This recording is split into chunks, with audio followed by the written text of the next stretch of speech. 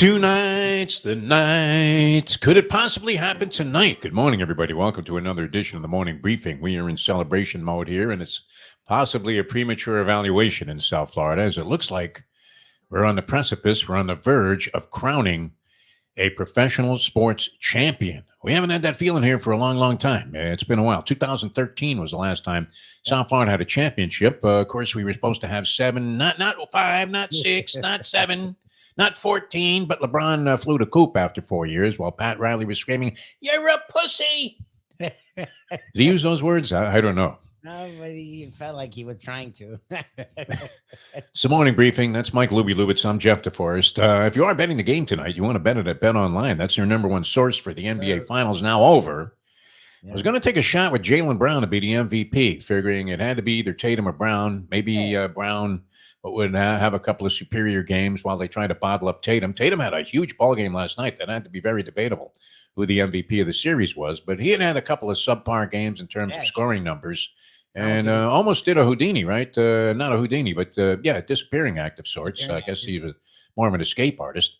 But that would have been a nice score. Anyway, you were going to get paid if you bet it at Bet Online because they're super reliable. They also give you every stat, every matchup, even live odds and spreads while the games are in action. It doesn't matter. Your team's down 21. You're thinking, oh, geez, I'm out of it. I may as well put the flowers in the punch. But no, you can just re-up and do something else with the rest of the game. When the game's over, head on over to the online casino, get in on the games of blackjack and poker, unwind with one of our over 150 slot games, always a lot of fun. Head to the website today to get on the action.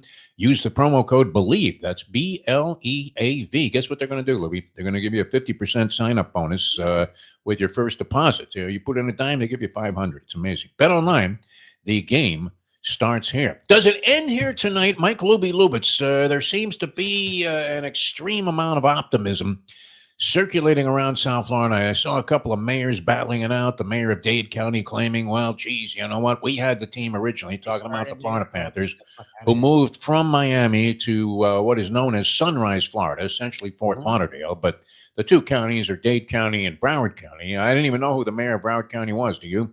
No. Have any idea? We live in Broward County. No, that's Sunrise. My parents live in Sunrise. I'm born in Hollywood, but raised my entire life in Sunrise. Literally 5 minutes from that arena. Whatever. Who's the mayor? It is today. Michael Ryan, I think is his name, is the mayor of Ed Sunrise. Koch? Who's the mayor? Giuliani? Mayor of Broward. I know the mayor of Sunrise. I don't know the mayor of Broward. I didn't realize we had county mayors. It was great. The two people, I don't know that either. They're both ladies. Not that they wouldn't know anything about sports, but in this case, I think it was pretty clear because it seemed like neither of the two mayors would know how to differentiate a hockey puck from a grilled cheese sandwich. But everybody's all in here, Lubie, and that can be a very dangerous thing. So what are your thoughts, my friend? We all had, the universe had, Panthers in 6. It looked like they had a deeper team. Were probably playing their system as well as anybody. They were very aggressive on the forecheck, and that's been talked about throughout the postseason. They handled some pretty hefty competition with, I don't know that you would call it relative ease, but they kind of sailed their way into the Stanley Cup final. Bobrovsky was playing great. And then all of a sudden, was that an aberration? We talked about this in reference to the basketball game last night, where Dallas all of a sudden had the 40-point blowout in Game 4, and you thought, could it be a series?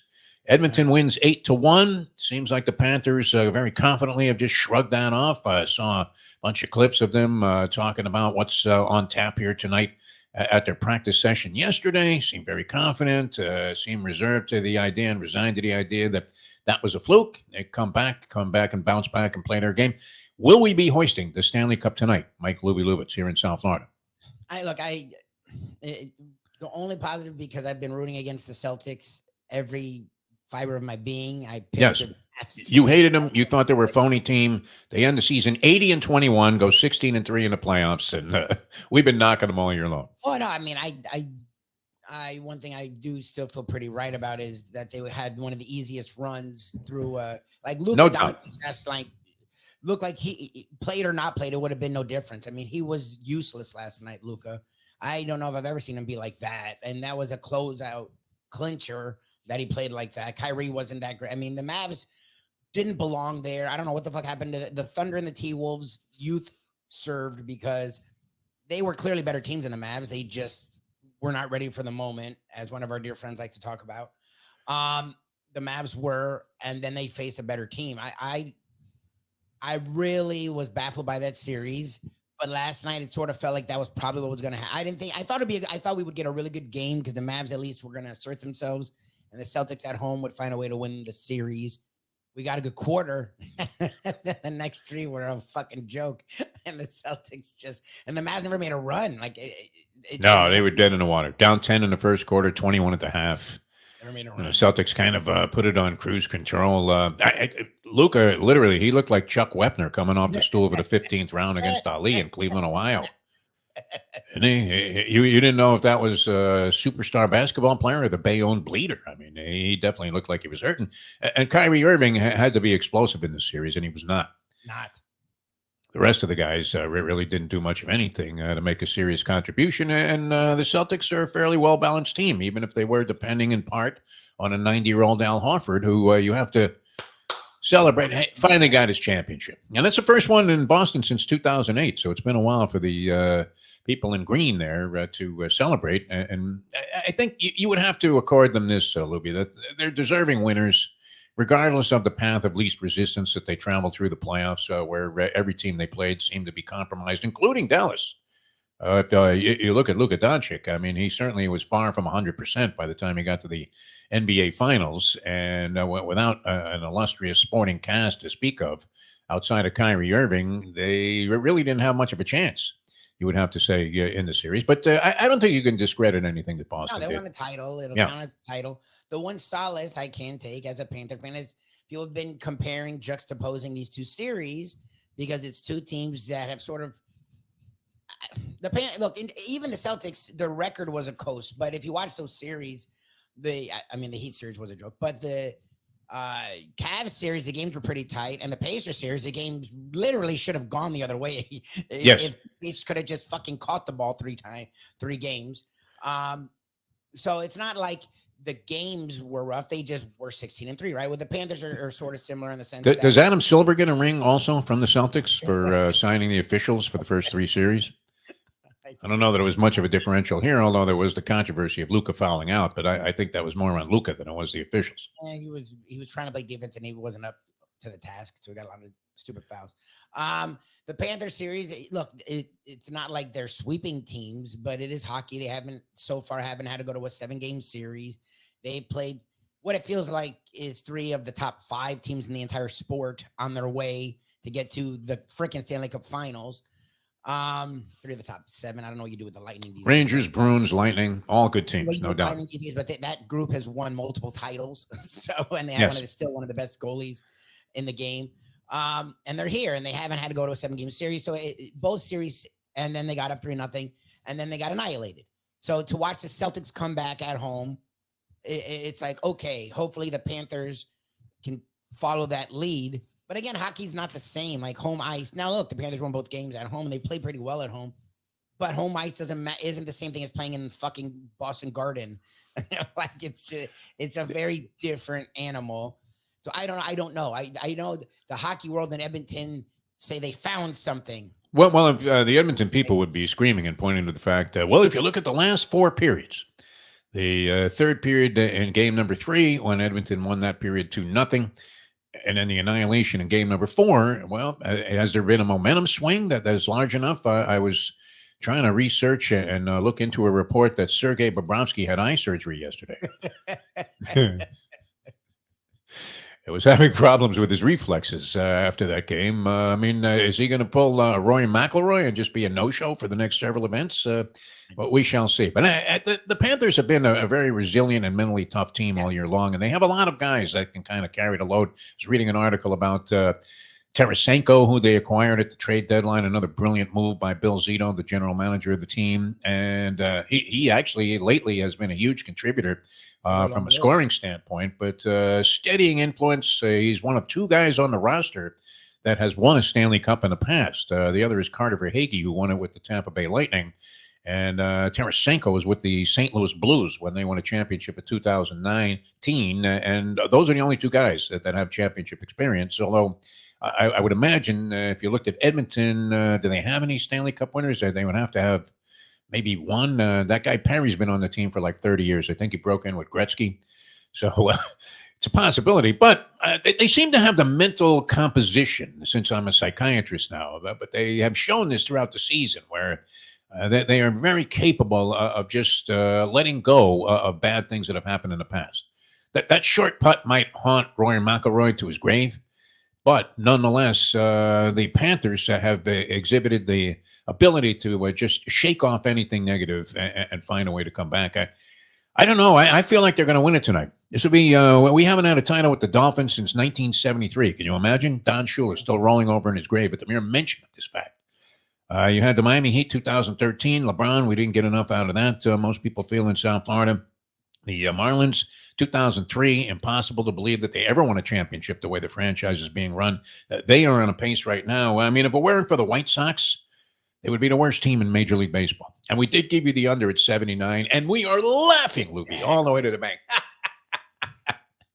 My bookie doesn't even take my calls anymore after that one. We buried him on that, and the season's not even halfway over, and that appears to be a cinch. But I would doubt this. I mean, the way things are going with the Marlins, it's impossible to conceive that they ever win another World Series, ever. The way the franchise is being operated. So this was a burning question on sports talk shows in South Florida forever. Hey, who's going to be the next team to win a championship? And some people would actually, they're so deceived by the fact that Mario Cristobal had some success at Oregon that they believe he's going to be the next guy to bring a championship here. But we've been saying that for the last 20 years with the Miami Hurricanes. It doesn't look good. We've gone through a bunch of stiffs: Larry Coker, Randy Shannon, Al Golden. Mark Richt wasn't a stiff. They started to think, well, maybe we get an established college coach that has a track record of success. That didn't work out so well. Manny Diaz was a disaster. And Mario Cristobal might be among the worst game day coaches in the history of all sports. Is that too much of a scathing indictment, or is that a fair statement? Butch Davis was not a great game day coach, but he was a hell of a recruiter, that's for sure. Yes. What do you think? So, I mean, the Panthers are the answer, obviously, because they're sitting there one game away from doing it. But how treacherous does it get? Because another thing that we often profess here on the program is that, I don't know about you, Lubie, but I love the smell of panic in the morning. And there would be immediately, this area would be permeated with a stench, a panic situation, as they would have to schlep all the way back to Edmonton and still would be firing a big bullet because they would have a home ice advantage for Game 7 if it gets that far. I think it ends tonight. Are you confident that we hoist the Stanley Cup here in South Florida, win our first championship since 2013, and maybe our last for some time to come? But you don't have this big level of confidence. I like the fact that you're kind of tempering your enthusiasm for this. You're curbing your enthusiasm. You're like Larry David talking hockey. Never mind Larry Brooks. You're like Larry David talking hockey. It's great. I mean, they lost 8-1. Like, that's the thing is, it's not okay. Fine. Look, a lot of things. Yeah, the travel should have hurt them in Game 3, but maybe they fucking had adrenaline. They fought through. So it feels like that could have gotten to them by Game 4. They probably were fucking exhausted. They'd gone through a lot. Remember, they didn't get there till late Wednesday for a game Thursday. And then the next game was Saturday. So that might have taken a toll on them. The Oilers had to win. They didn't. They had a 3-game advantage. They have home ice. All these, they played well at home. Okay, all these things could lead to losing the game. It's that they lost 8-1. And they, like, at some point, I thought pride was going to kick in and went the other way, like you're saying, where they just literally, they wrote the game off in the game. Like, in the game, they're like, yeah, we're not winning this. Fuck it. You know? They had to throw in a towel at 5-1. It feels like the Celtics sort of did too. Look, if you watch that fourth quarter, I think the Celtics had their backups in the entire fourth quarter. And we're like, look, sometimes teams that, and we see that blowout to blowout, you just say, all right, fuck it. We're burning this tape. We're ignoring this fucking game. We'll take lessons in the sense that they change some things where they're going to be a little bit more aggressive. They're going to be a little bit smarter. They're going to get the puck out quicker so the forecheck can't stifle them. And then let's burn the motherfucker. Bobrovsky, forget that game ever goddamn happened. And now we're up 3-1 and we're at home. And they could have figured that out in the middle of the second period, maybe. Like that, professional athletes are good at that. I'm a fan. I'm not good at that. Like, that is seared in my mind that I wasn't even watching. I was just score checking. And every time I would score check, there'd be another goal. Like the fact that they now have more goals entirely in this series than the Panthers by, I think, a decent margin sort of sucks. Like the fact that they have that third period, both of the Panthers actually dominated that third period. They just got 2 bullshit ass goals. But if their fans want to say they've won the last 4 periods, they can on the scoreboard. Like, these are all things that play in. Edmonton is 3-0 in closeout games or when facing elimination. These are all interesting statistics. So that hangs there. But as the person who's trying to be objective, talking about a final series, usually after that game, if a team's up 3-1, they usually wake the fuck up and say, okay, we gave you your moment, especially the way the Celtics had played and the way the Panthers had played. The Panthers have been really good at, if you remember the Rangers series, it got a little hairy, right? They were up, they went up 1-0, lost 2 in a row, got down 2-1, and it's New York, the Garden, everyone's fucking doing a circle jerk so that the Rangers can find their way to the Stanley Cup Finals for the first time in a while, and the Panthers shut them down. They won game 4, 2-2, and they never lost again. So it's like this team has been really good. They play the Lightning, the monkey that's been on their back. Get rid of them. The Bruins are a tough team, and that was a tough series. Close them out in 6. It's like whenever things start to get a little, they're like, fuck it. So that, look, objectively, anyone I've talked to outside of Subban, who, because they scored 8 goals and McDavid had 4 points, now the Panthers have to win or they're in trouble. I'm like, I don't think you know how to do math. Subban is a bit of an extremist in his commentaries. Dude, yeah. And he's trying to offset Mark Messier, who couldn't be any more of a homer for the Rangers throughout the postseason. Even when the Rangers were shaking hands with the Panthers, he still had them winning the series. I would venture to say this. I think that they could bring back Gretzky and Messier in their prime, and the Edmonton Oilers still would not come back from this 3-0 deficit in the series and win it. 3 shots for the Panthers, I think, are way too much. And I believe, I really do believe in my heart of hearts, there will be a parade somewhere in South Florida in the next couple of days celebrating what seems to be the most impossible of championships. I couldn't imagine the Panthers winning the Stanley Cup when they first came into existence. I remember being at the introductory press conference.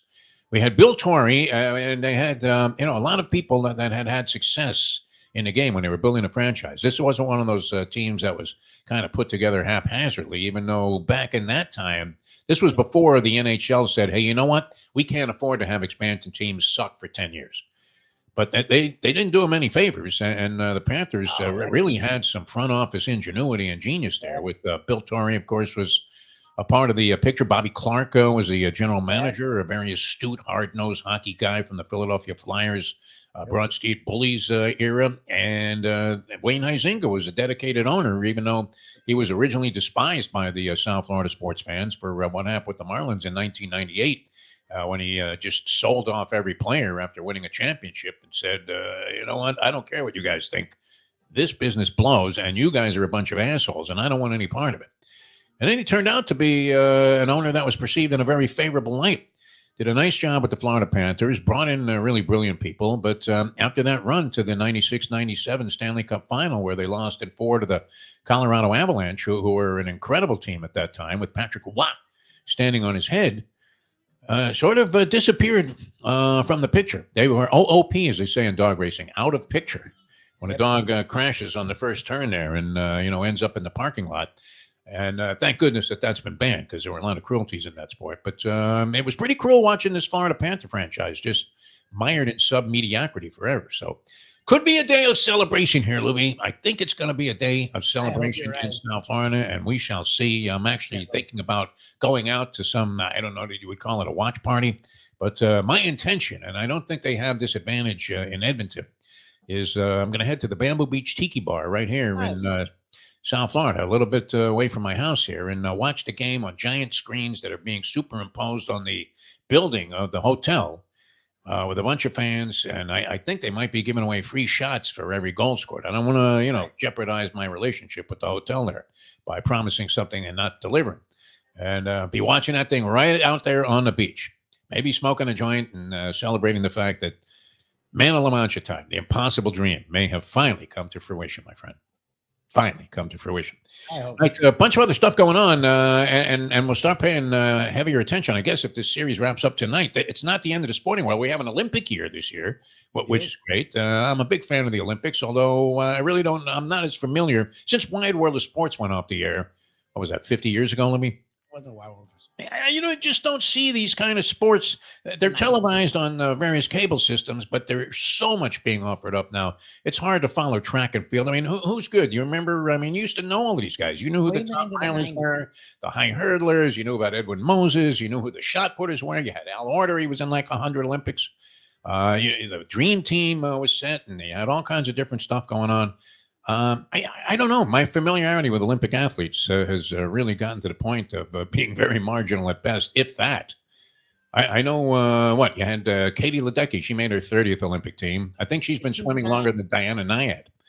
But I guess she's not swimming solo. She's just doing the relay or something like that. All right. Well, that's fine. Yeah. Just throw her in the pool there and let her swim a couple of laps. And, hey, way to go, Katie. One of the all-time great Olympians. But so we have that. And then, of course, you have other big events going on. Tennis with Wimbledon around the corner and many other things that are of significance. But, we're going to miss basketball and hockey. And I think the hockey season probably ends tonight. You also have the Yankees and the Orioles starting a big 3-game series. A lot of talk about that in the Big Apple. The Yankees 50-24, the Orioles 47-24. So a game and a half differential there. This will be key. I, of course, was looking at the very bottom of the standings here, tracking our Marlins, and I think our bet is safe. 23-49, 6 straight losses, 2-8 in their last 10. And this, while being managed by Skip Schumacher, who last year was the manager of the year. Think about that. How to destroy a franchise. Get some reject bat boy from the Tampa Bay Rays and have him get rid of anybody that has any ability and fire the one person that ever had any display of front office ingenuity here since Dave Dombrowski was with the team. And now is this Kim Ng, who you often reference, who made a couple of brilliant moves around the trade deadline last year, got the team into the postseason. And this year, totally bereft of talent, going nowhere, spiraling out of control into the abyss of the bottom of the standings, and only thankful that the White Sox exist. Remember when the White Sox were a franchise that everybody was looking up to? Oh, yeah, man, they got good young guys and all of this. 19-54, Lubie. That's a scathing indictment against any ability that those guys have to manage a team.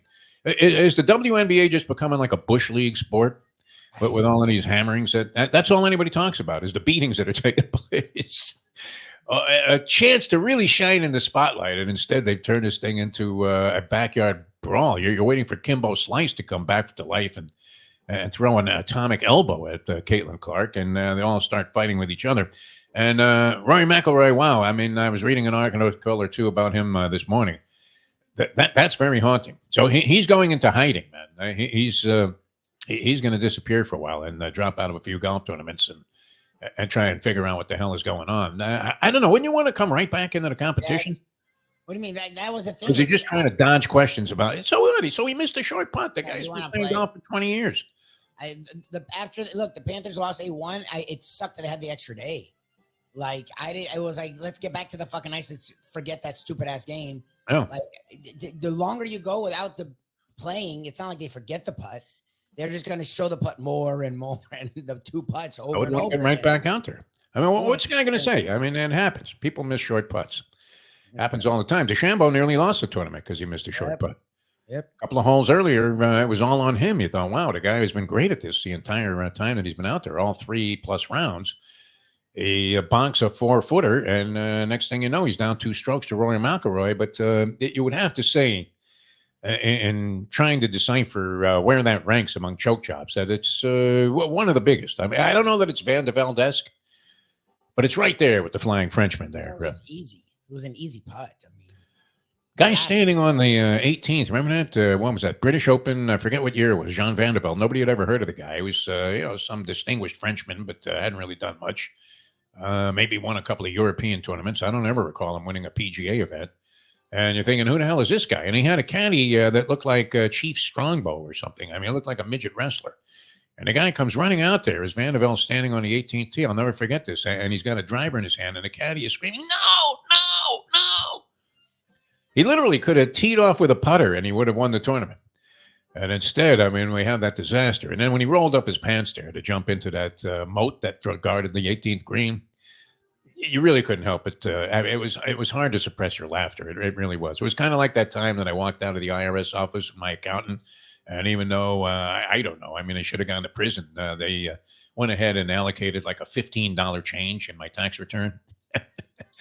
And there's a long corridor, Lubie, leading out of this building. I'll never forget it. And my accountant and I are walking out, and it was all we could do to suppress our laughter till we got outside the door there. And then it was like, can you believe these guys? I shouldn't have laughed. But it eventually, it always comes back to haunt you. All right, I'm going to say Panthers 4, Edmonton 2. With an empty netter with about 38 seconds to go, and they wrap up the Stanley Cup, and there'll be a big celebration here in South Florida. And you're going to say what? Final prediction. I hope you're right. I hate. Don't sit on the fence. I know. I hate putting a number on it, but this is big time video streaming, caffeine TV, morning briefing, very popular show. NoFilter.net. Believe all of these people believe in us, and you're going to sit on the fence and go, I don't know. Come on. I'm not uberly cocky, but I guess I lean Panthers. 4-2 feels about right. It feels. I'm hoping they get out early and they get after them, and they don't allow them to leak out, because that's what fucked them the last game. Is keep them in front of you and control the rebounds, because that's the one thing any goalie struggles with. Let alone fucking Bobrovsky. He starts getting the shakes. And it's kind of like that board hockey game where, the puck, you jam the forward, the center, just keep jamming them no matter what, right down the middle of the thing, and the puck gets loose and boom, you jam it right in there. That's what they're trying to do. That's what they did. I could say 3. I'll go 3-2. 3-2 Panthers. All right. No empty netter for you. They get a late goal to make it 3-2, and then the Panthers hold on for dear life. And all right. Jump out of a building. We'll have to get some kind of replica Stanley Cup hats and wear them on the show tomorrow, because that would be. I mean, I do remember being at that first press conference, and I was thinking, man, this is going to be a long haul. And then they got a bunch of journeyman scrubs to comprise the team and the roster, and while they were easily embraceable, they were playing an horrendous style of hockey under Roger Nielsen with the center ice trap. It was so bad; it was right up there. That center ice trap was right up there with the Dean Smith four corners, Louis, where the strategy was so hideous, so outrageously bad for the game, that they had to outlaw it. They had to go into the rule book and just like erase shit and then put their own new stuff in there, because the team being coached by like a brilliant guy, in the case of North Carolina, Dean Smith, it was like, hey, Dean, you're going to do this? Fuck you. There's going to be a shot clock. Oh, my God. Every hamburger All-American, and he's throwing a ball playing Salugi, much like what we had, see it at different times in other sports. But yeah, I mean, to have an outrageous rule change that just constructed the game in a different fashion, outrageous. But that was what they were doing in the beginning, and then it was a long drought. So here we go, Louie. I'm ready for the celebration. All right, we got to get out of here. It's been a lot of fun being with you. Hopefully, we'll be hoisting a cup here in South Florida, and finally break through, win another championship, and then I don't know what after that. I don't think the Dolphins have the goods to do it. Hurricanes are miles away, in my opinion, although everybody's always talking about how great the recruiting ability of Mario Cristobal is. They still have to deal with him being a game day coach. Hey, why don't you pass the ball there and eat up no time on the clock, or maybe hand it off while you have the game wrapped up? What a stupid fuck. Unbelievable. Sorry, I apologize. I like Mario Cristobal, but Jesus. So this is it. This is our chance, Louie. Let's hope we capitalize on it tonight. All right, we're going to get out of here. Thanks so much for being with us. We'll have our in-depth analysis and astute analysis on. We became hockey experts over the last few weeks. Astute analysis on the Stanley Cup Finals chase, and we'll see if it goes back to Edmonton, or we're finally going to hoist one here in South Florida. We'll have that for you tomorrow. Thanks for tuning in, everybody. For Mike Lubie Lubitz, I'm Jeff DeForest.